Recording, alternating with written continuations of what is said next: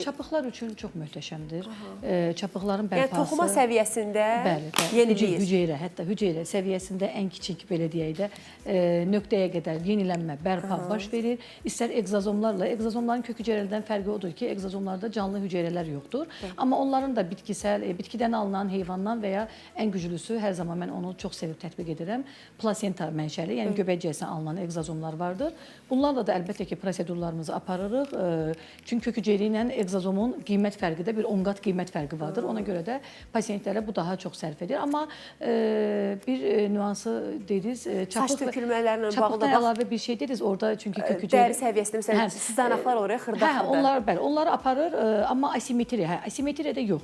Yəni kök hüceyrə, asimetriya dediyimiz hansı ki, bir üzdə daha çox pi təbəqəsi var, məsələn, bir yanaqda yox və yaxud çənədə. Və yaxud bəli, sümüklə bağlı olan problemdir ki, çənədə deformasiyalar vardır. Bunlarda artıq mütləq şəkildə lipolitiklə istifadə edib, üzü bərabərləşdirmək və ya dolğudan istifadə edib, düzdür, bir il yarım qalıcılığa sahibdir. Yəni, bunu ömürlük etmək istəyənlər cərrahi müdaxilə mütləq şəkildə üst tutmalıdırlar.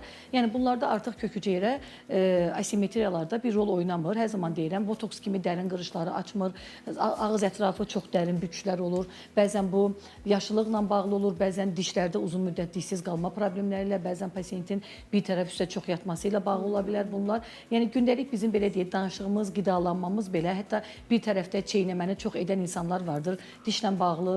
Ona görə də onlar belə, yəni üzdə o qüsurları yarada bilir. Pasiyent müraciət edəndə onun bir tərəf üstə yatdığını, hansı tərəfindən çox çeynədiyini biz artıq onun əzərlərindən görə bilirik. Öyrənmiş hətta deyir, ağız boşluğumuzda bir dişin olmaması da üzümüzün quruluşuna təsir göstərir. Təsir göstərir.